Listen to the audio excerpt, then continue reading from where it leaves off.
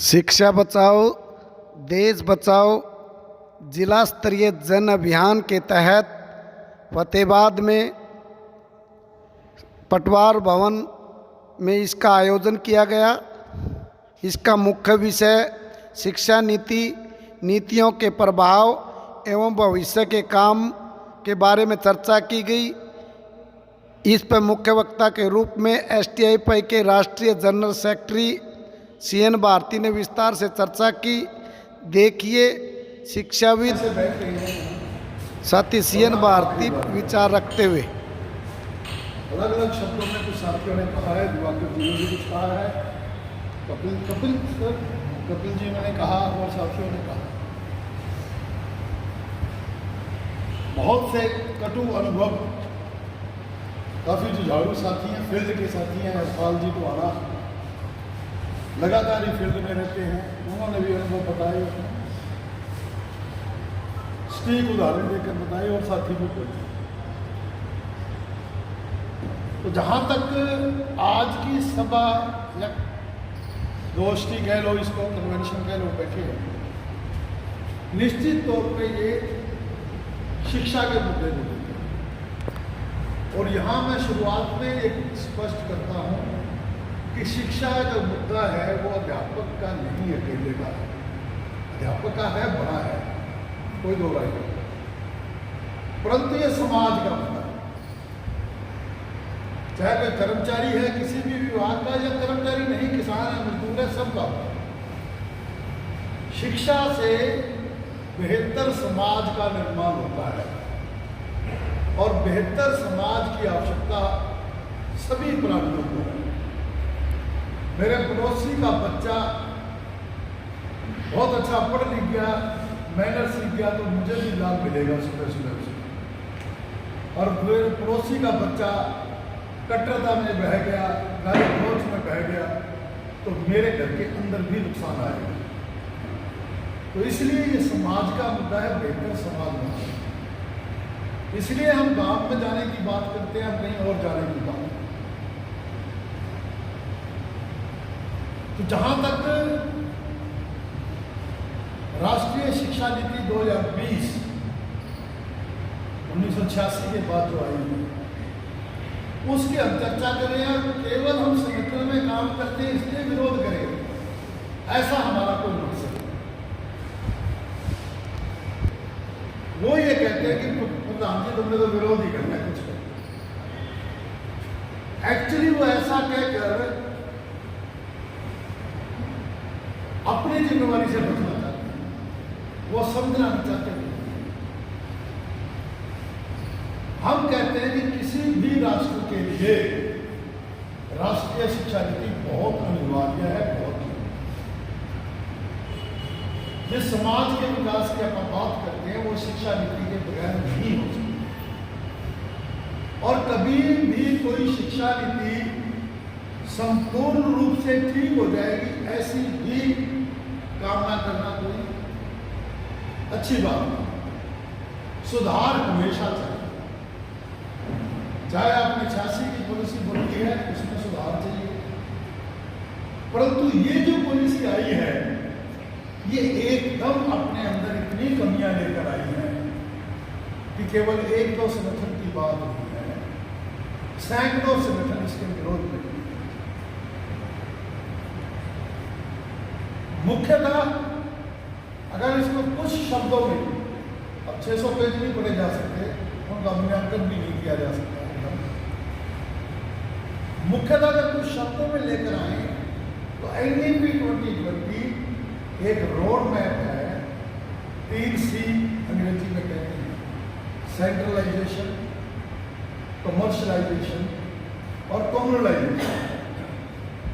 3C लेकर आई है, केंद्रीयकरण, व्यापारीकरण और सांप्रदायिकरण।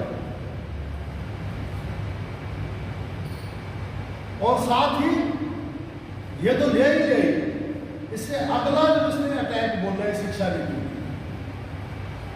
जो इसके विपरीत होना चाहिए था, जो हमारा संविधान है, बड़ी आजादी की लड़ाई लड़के हमने आजादी प्राप्त की, आज़ादी के बाद एक अपने संविधान सभा लोकतांत्रिक तरीके से चुनी। उस संविधान सभा ने पूरे विश्व के संविधान देखे और फिर एक संविधान बनाया, कितनी बैठकें करके, 300 आदमी ने, 280 आदमी। उसके जो मुख्य पिलर हैं वो बराबरी की बात करते हैं, वी दी इंडियंस, एक ही लाइन है कि हम भारतीय हैं। बराबरी की बात है, समता की बात है, धर्मनिरपेक्षता की बात है, उनके ऊपर ये अटैक है। और इससे भी ऊपर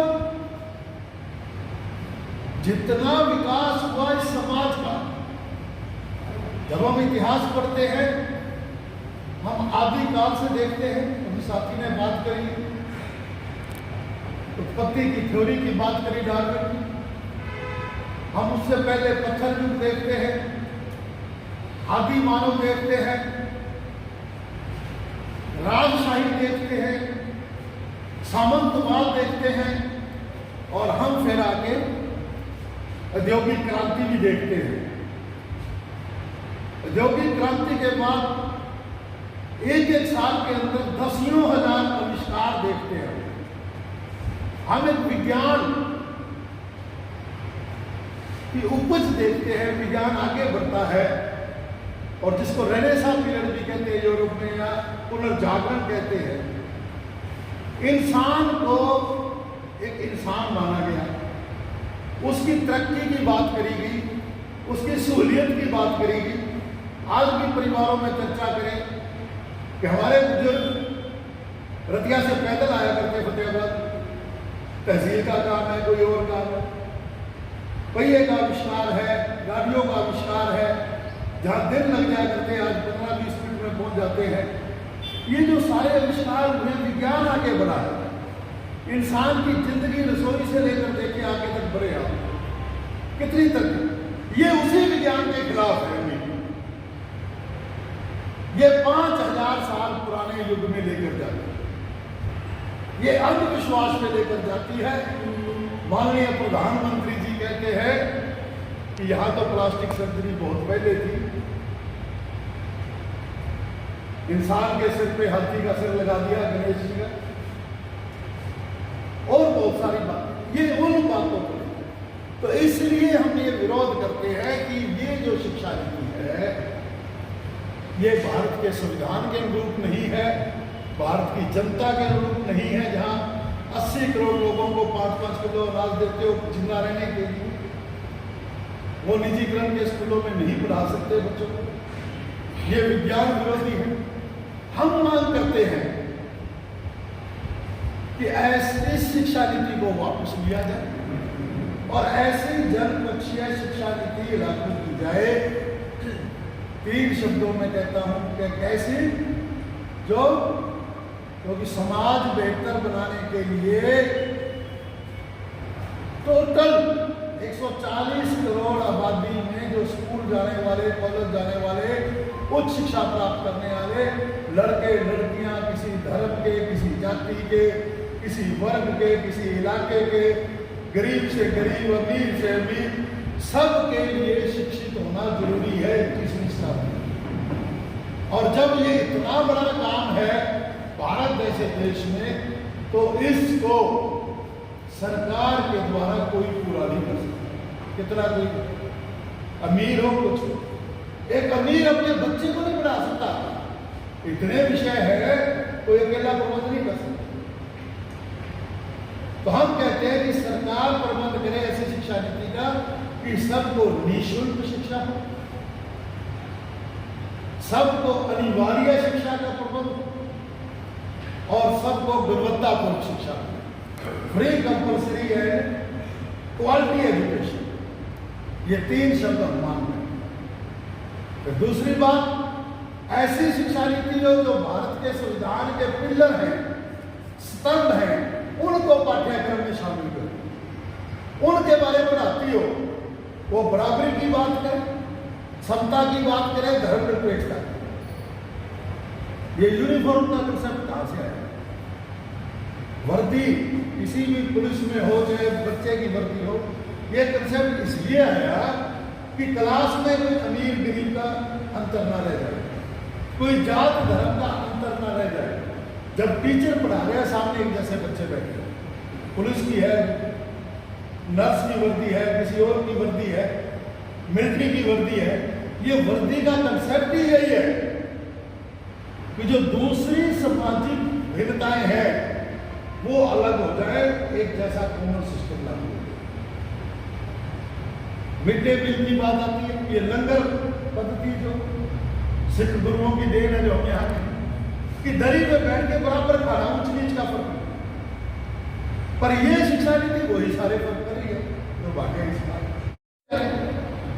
आप नहीं लेकर आए हो, आपने इतनी मेहनत करी है, तो कम से कम जो 86 में था उससे आगे बढ़ना चाहिए ना। गाड़ी चली थी, यहाँ से दिल्ली जाना था, हम 80 पहुंच गए, तो आप ऐसी गाड़ी सिस्टम शुरू करोगे 80 जाके रोड तक पड़े। ये क्या तरीका हुआ कि 80 से वापस इस हाथ जाके खड़ी कर दी आगरा वाले, वापस तो ले जाना चाहिए। तो ऐसी शिक्षा नीति होती है। और विज्ञान की आधारित शिक्षा 21वीं सदी के अंदर भारत के बच्चों को आज के युग की चुनौतियों का सामना करने के लिए तैयार करे। हमें फख्र है चाहे कैसी भी शिक्षा नीति रही, पर जब आंकड़े देखते हैं बाहर, चाहे वो नासा के देखते हैं, अमेरिका के वैज्ञानिक देखते हैं, कहीं और देखते हैं, गर्व होता है जब आंकड़े आते हैं कि इतने भारतीय बच्चे। दूसरी तरफ चिंता तो इस बात की है कि भारत में ऐसे प्रबंध क्यों नहीं कि वो हमारा जो दिमाग है वो भारत में रहकर बेहतर काम कर पाता है। उस पर तो चर्चा करनी चाहिए सरकारों को, समाज में। परंतु हमें गर्व है कि भारत का दिमाग उन देशों में जाके भी काम कर रहे हैं, और जो ये शिक्षा नीति लेकर आए हैं तो दिमाग तो पहले ही होगा, बाहर जाना तो दूर रह गए, हिंदुस्तान में काम करने के लायक नहीं है। अब बात यह है कि जो राज कर रहे हैं बावले वो भी नहीं है।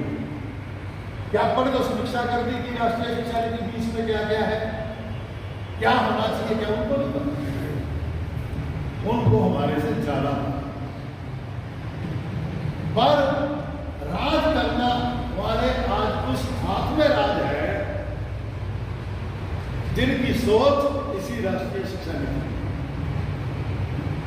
वो नहीं चाहते कि गरीब का बच्चा पढ़ जाए, वो नहीं चाहते कि आम आदमी का बच्चा पढ़ जाए, पढ़ेगा घर मांगेगा, पढ़ेगा तो न्याय की बात करेगा।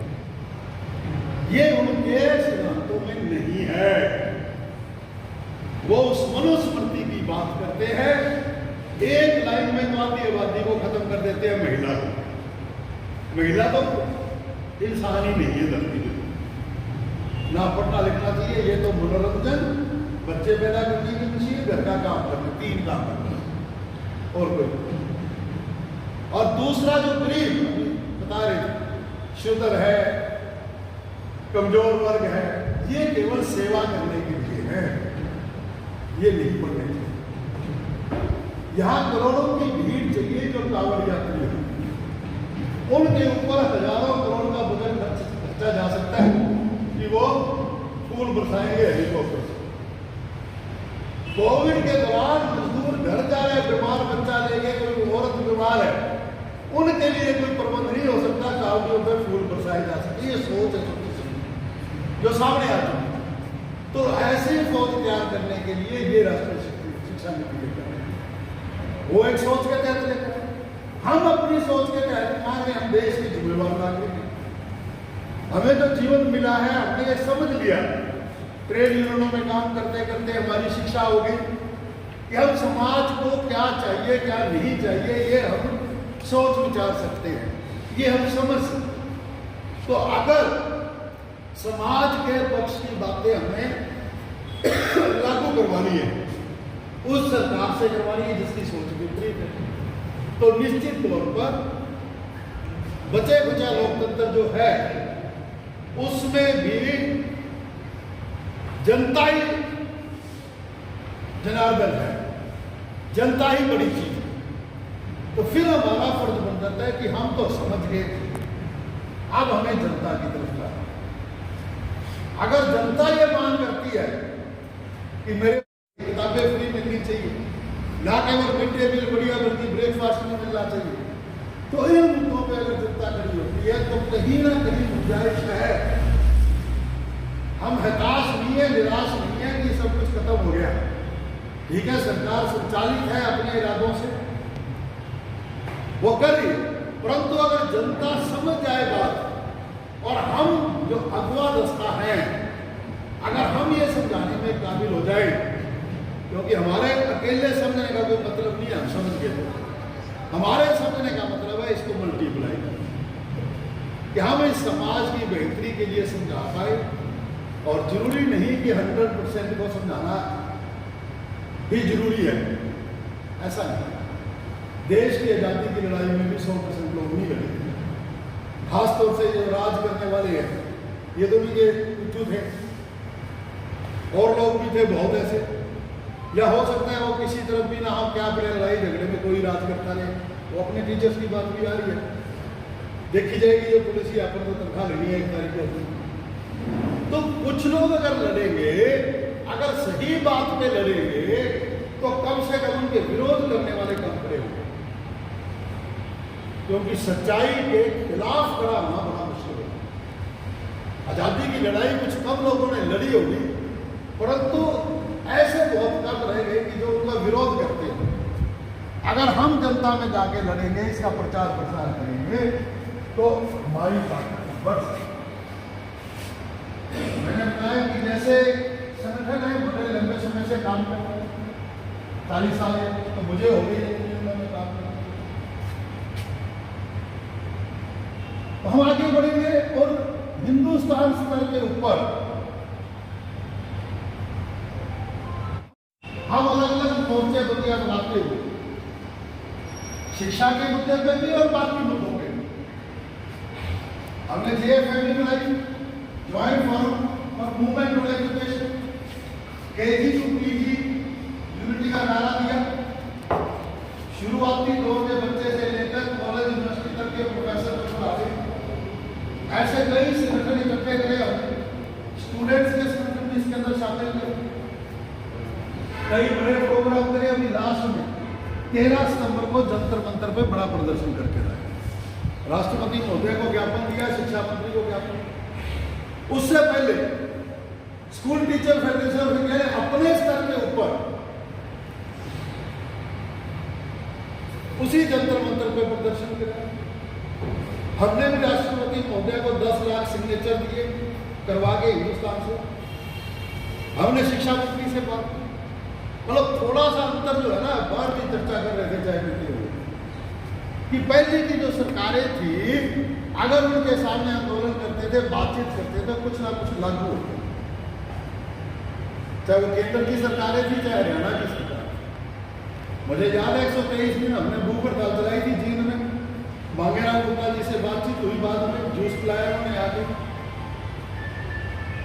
उस दौर में भी 2-4 बातें हम रखवा पाए, बड़ी बात रखवा पाए कि 2008 से पहले जो हमारे हेडमास्टर प्रिंसिपल बनते हैं, साथियों को याद होगा पढ़ाना में, पहले 25%, फिर 33%, फिर 50% डायरेक्ट भर्ती करती थी। 8 साल का एक्सपीरियंस ले आओ और प्रिंसिपल हेडमास्टर बन जाओ सीधा, और वो 15-15 लाख 10-10 लाख में खेल चले गया। जो प्रिंसिपल ही बनेगा 10 लाख दे के, वो क्या करेगा स्कूल में? तो हमने मुद्दा उठाया और मांगेराम ने इस बात को, ऐसी भर्ती ही हुई डायरेक्ट 100% प्रमोशन 100%, पर ये शिक्षा नीति फिर गड़बड़ कर रही है अभी आगे। तो ऐसे बहुत से मुद्दे हैं, चाहे वो 3 कैडर की बात हो, चाहे कोई और हो। ये 2012 का हरपाल जी ने बड़ा उदाहरण दिया, 2012 के सर्विस रूल के अंदर है कि 5 साल टीचर, लेक्चरर हो, जेबीटी हो, कोई हो, वो केवल बेसिक पे रहेगा, कोई लाभ नहीं मिलेंगे, और बल्कि 5 साल उसको एक अटेंडेंस सर्टिफिकेट DDO से लेकर डायरेक्टर ऑफिस तक जमा कराना पड़ेगा, तब अगले साल का कॉन्ट्रैक्ट रिन्यू होगा। हमने, क्योंकि सर्व कर्मचारी संघ में काम करते हैं, हमें ये रूल बनने से पहले ही कापी दे दी साथियों ने, जिनके हाथ में बोला हमारा नाम न लेना, ये ले लो। हमने उसको आधार बना के शुरू करें। मैं कहता हूँ इतनी बड़ी पॉलिसी चेंज, पंजाब में ये रूल है, राजस्थान में ये रूल है, हिमाचल में ये रूल है सारी स्टेटों में, परंतु हरियाणा में हमने आंदोलन किया, हमारे पास कोई कई चीजें और 45 दिन के अंदर ये रूल चेंज होके छपे, वो छपे ही नहीं जो हमारे पास फोटोस्टेट का। पहले दिन से पूरा वेतन मिलेगा, ये लाइन छपवाई उसने। सही कह रहे साथी, जो 14 में भर्ती हुए और हुए, उसके बाद 17 में जेबीटी भर्ती हुए और बहुत हो रहे हैं। हर कैटेगरी में थोड़ी बहुत भर्तियां तो है ही। तो मतलब कहने का चेंज हो जाया करते, परंतु ये सरकार को बड़ी ढीठ है, इसका एजेंडा हो रहा है। और ये पहली बार है कि सरकार से अगर लड़ते थे तो सरकार ही बातचीत करती थी, सरकार ही।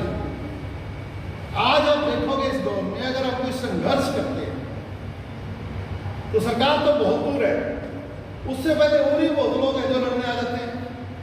तरह तरह के संगठन आएंगे, मतलब सरकार का जनता का काम तो डायरेक्ट अलग है ना, आप अपना संगठन चलाओ, परंतु वो संगठन आ जाते हैं आपको व्यक्तिगत नुकसान पहुंचाने, आपको सामाजिक प्रतिष्ठा को नुकसान पहुंचाने के लिए। इसलिए मुकाबला थोड़ा ज्यादा खतरनाक लगता है या थोड़ा कठिन लगता है, पर हमें नाश नहीं है। 10 साल हो गए इनके राज में लड़ रहे, चाहे वो न्यूज क्लिक वाले पत्रकारों को पकड़ लिया, ऐसे कर लिया सारा, तो फिर भी लोग लड़ रहे हैं, भी लड़ रहे हैं, लगातार संघर्ष कर रहे हैं, हड़तालें भी कर रहे हैं, सारा कुछ करेंगे। तो मैं कह रहा हूँ हम ये प्रोग्राम कर रहे हैं, और अभी आने वाली 3 नवंबर को इसी दिन एक बहुत बड़ी रैली करने जा रहे हैं दिल्ली के अंदर। इसके अंदर शिक्षक हैं देश में, इसके अंदर राज्य सरकारों के कर्मचारी हैं, जैसा कि हरियाणा में सर्व कर्मचारी संघ, इसके अंदर केंद्र सरकार के कर्मचारी हैं, और इसके अंदर ऑल इंडिया पेंशनर है, स्टेट गवर्नमेंट के बनाती है। 4 बड़े संगठन इकट्ठे होकर रैली कर रहे हैं रामलीला ग्राउंड में 3। निश्चित तौर पे उसमें कच्चे कर्मचारियों को पक्का करो, खाली वैकेंसियों को भरो, और 7 मांगों में एक मांग है राष्ट्रीय शिक्षा नीति 2019 वापस करो। सबके लिए पेंशन, पुरानी पेंशन नीति लागू करो। 7 मांगे हैं साहब, 7 मांगों पे हम लड़ रहे हैं। पेंशनर को 65, 70, 75 साल पे 5% एक्स्ट्रा बेसिक पे दो। कई स्टेट ने दे दिया, कई ने दिया नहीं। कोरोना काल का 18 महीने का जो रोका हुआ ये है हमारा, वो दिया जाए, चाहे पेंशनर है, चाहे कर्मचारी है, टीचर है। 8वें वेतन आयोग का गठन किया जाए, समय आ गया। 4 राज्य हमारे, आंध्र प्रदेश, तेलंगाना, जो 5 साल के बाद पे कमीशन बैठाते हैं। बहुत सारे राज्य पे कमीशन बैठाते ही नहीं, केंद्र वाला लागू करते हैं आधा अधूरा, और केंद्र 10 साल बाद करता है। तो हम कहते हैं कि यूनिफॉर्मिटी ले आई है, 5 साल के बाद भी रिवीजन होना चाहिए, और अब समय आ गया कि 8वां वेतन आयोग बैठ जाना चाहिए। तो 7 मुद्दों को लेकर 3 नवंबर को बहुत बड़ी रैली हम करने जा रहे हैं दिल्ली में। और साथ ही इस शिक्षा के लिए जो JFND बनाया हमने, या मैंने बताया कि ये जो 50% जनता जिसकी आमदन का हिस्सा 1%, वो GST का टोटल हिस्सा 63% दे रही है। टैक्स गरीब जनता दे रही है, इनकम टैक्स केवल कर्मचारी दे रहे हैं, GST गरीब जनता दे रही है। सुबह चाय लेकर आते हैं 5 रुपए की, उसमें भी 1.5 रुपए GST दे रहा है गरीब। चीनी लेकर आए 2 रुपए की, उसमें भी 50% GST दे रहा है। छोटी से छोटी बुनियादी चीज, नहाने के लिए साबुन ले आए हैं, और कुछ चीज ले आए, बिजली का बिल भरे, पंखा चल रहे, साथ में GST कटी है आपको समय। और हर चीज में टैक्स, गरीब आदमी को 1 रुपया मिल रहा है 100 में से, और जो टैक्स इकट्ठा हो गया उसमें 63 रुपए दे गए। ये बातें हम अगर शेयर करते हैं घर में बैठ के, तो जो असली चीज है ना, वो राजनीतिक लड़ाई की बात को नहीं करता। उनको पता लगेगा ये किस्मत कोई चीज नहीं है, ये भगवान ने नहीं कहा ये कमजोर रहेगा, ये गरीब रहेगा, ये अनपढ़ रहेगा। ये लोकसभा और विधानसभा के अंदर बैठे हुए लोग तय करते हैं कि मेरा बच्चा पढ़ पाएगा कि नहीं पढ़ पाएगा, मेरे माँ बाप का इलाज होगा कि नहीं होगा। ये लोकसभा और विधानसभा के अंदर तय होता है। एक किसान का 40,000 का कर्जा है, उसकी गिरफ्तारी हो जाती है और जिसका 4000 करोड़ का कर्जा है उसका माफ हो जाता है। ये सरकार की नीतियां पार्लियामेंट के अंदर। जब परिवार में जाकर ये बातें करेंगे अब 10-15 मिनट, तो निश्चित तौर पे मैं भी पॉलिटिकल पार्टी का हिस्सा नहीं हूं, मैं भी चुनाव नहीं लड़ रहा, ना कोई आपसे कह रहा हूं, पर हम अपने हिस्से की, अपने हित की राजनीति जरूर सीखेंगे। हम वोट डालने से पहले ये जरूर चर्चा करेंगे आम जनता की भलाई किसको वोट देने में है। हो सकता है फिर चुप हो जाए, पर जब इतने लोग सलाह करेंगे कुछ ना कुछ ठीक परिवर्तन होगा। अगर आंख मूंद के झूठ पे झूठ सुन के भी वोट देंगे तो वो परिवर्तन नहीं होगा, फिर हमारी लड़ाई बेईमानी है। इसका मतलब हम ईमानदारी से लड़ाई नहीं लड़ रहे। ठीक है, मुझे प्रधान बना दिया, मेरी ड्यूटी है 10 जगह भाषण देने की, दे दिया मैंने। हम रिजल्ट नहीं चाह रहे। अगर हम रिजल्ट चाह रहे हैं तो जड़ तक जाना पड़ेगा। जड़ काट रहे हैं, पत्तों को पानी डाल रहे हैं, उस जड़ को संभालने के लिए हमें परिवार तक जाना है। आप जाइए, माहौल बदलेगा। आप शुरुआत करिए, आगे मल्टीप्लाई कीजिए, अपने आप हो जाएगा। जिन 1000 घरों में जाएंगे 1000 की ड्यूटी लगा देना, अगले महीने फिर वो 1000 में जाएंगे। मल्टीप्लाई होती देनी लगती। तो ये बड़ी एक लड़ाई है और ये समाज हित की लड़ाई है, रोजगार की लड़ाई है, अपनी गरीबी दूर करने के लिए करके सम्मानजनक तरीके से जीने की लड़ाई है। इस देश को बेहतर तरीके से आगे बढ़ने की लड़ाई है। हिंदू मुस्लिम सिख ईसाई एकता की लड़ाई है।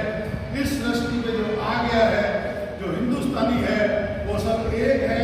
बल्कि हम तो विश्व की बात करते हुए G20 में नारा लगाया, लाखों पोस्टर लगा दिया प्रधानमंत्री ने अपने फोटो को, और विश्व के भाईचारे की बात करते। हिंदुस्तान में भाईचारा नहीं बना रहे। यहाँ कब्रिस्तान और शमशान घाट की बात करता है, यहाँ ड्रेस से पहचानने की बात करता है और मिशन की बात करता है। हम वास्तव में मिशन की एकता की बात करें, हम सबको साथ लेके चलेंगे तो हमें कई लोग बड़े लिखे अच्छे नागरिक बनेगा, ये भी मतलब हमें समाज के अंदर सद्भावना बनेगी। ये कोई काम नहीं है कि जागरूकता का है। 30 त्योहार होते हैं, हमें दूसरे पक्ष के लोगों के साथ मिलना चाहिए, जाना चाहिए, उनकी ईद में शामिल होना चाहिए, अपनी दिवाली में उनको शामिल करना। जैसे जैसे समाज के अंदर ये भाईचारा बढ़ेगा, जिनके एजेंडे की बात की, आप अपने बेहतर नागरिक होने का प्रमाण दीजिए, जगह जगह कोशिश करें, प्रयास करें। बड़ी खुशी हुई, मैं हिसाब किया था पीछे 30 वाले दिन सड़क कर्मचारी संघ ने कि 30 का त्योहार मुख्यमंत्री पार्क में मनाएंगे, और जो हिंदू कम्युनिटी के साथी हैं, पदाधिकारी हमारे हैं, ये सब अपने घर से कुछ ना कुछ बना के जाए। कोई पकौड़े है, सेवियां है, कुछ भी है, नमकीन। और मुस्लिम कम्युनिटी के जितने जो कर्मचारी हैं या हमारे जानकार हैं, उनको हम आमंत्रित करेंगे परिवार से, परिवार मिलन समारोह करेंगे पार्क के अंदर। मैंने उसकी वीडियो भी देखी है, उनका वैसे लेख भी पढ़ा पत्रिका में और मौखिक रूप से आमने सामने बातचीत की। मतलब बहुत सारे दोस्तों ने बताया कि ये जिंदगी का पहला मौका था हमारा ऐसे। मतलब वो परिवार के स्तर से, चाहे वो हमारी अर्धांगिनी है, चाहे हमारा पति है, वो लोग भी शामिल हुए इस प्रोग्राम में और एक दूसरे को मिलकर हिंदू मुस्लिम की जो उन्होंने फोटो खिंचाई, इकट्ठे करे, इकट्ठा बैठ के खाया। ऐसे व्यक्ति ने कहता हूँ बड़ी खुशी के आनंद, ये जो खून था कम हो गया ना, उसने वैसे ही बढ़ गया लोगों का, आदि भी बढ़ गया। मतलब ये हमें अपनी जिंदगी का हिस्सा बनाएंगे, शिक्षा नीति का हिस्सा होना चाहिए। ऐसा सद्भावना के बाद ये तो उल्ट कर रहे हैं, ये तो कट्टरता बढ़ाएंगे, पर हमें मिलना चाहिए। एक बात मैं और कैसी नीति बना लो, कैसा पाठ्यक्रम बना लो, काम में कुछ साफ हो, पर आखिर में बच्चे के सामने टीचर है, वो टीचर की मानसिकता बहुत कुछ कर सकती है।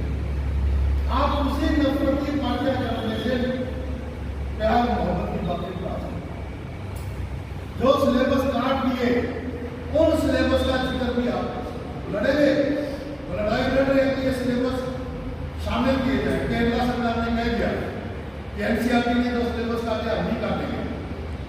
कर्नाटक सरकार ने कह दिया कि हम नई शिक्षा नीति या राष्ट्रीय शिक्षा नीति लागू नहीं करेंगे। तमिलनाडु की सरकार ने अलग से आयोग बना दिया 4 सदस्य, वो अपनी शिक्षा नीति बना रहे हैं। बहुत सारी जगह शुरुआत हो चुकी है, ऐसे नहीं जीरो पे किया। तो ये कर्नाटक की बात है, केरल की बात है, तमिलनाडु की बात है। एक बात साथी है इनमें कि यहाँ पर बीजेपी सरकार है। तो अगर यही शर्त है कि बीजेपी को सरकार को भगा के ही जनपक्षीय शिक्षा नीति लागू की जा सकती है, हम सब ये कर सकते। सरकार तो हमने बनानी है जनता ने, और किस लिए बनानी है सरकार? केवल लाभ देने के लिए सरकार थोड़ी बनानी है। सरकार बनाने में जनता के हित की बात करे, जनता में भाईचारा बढ़ाए, जनता में रोजगार दे, जनता को अच्छा पढ़ाए, अच्छे नागरिक पैदा करे, देश का भविष्य सुधरे।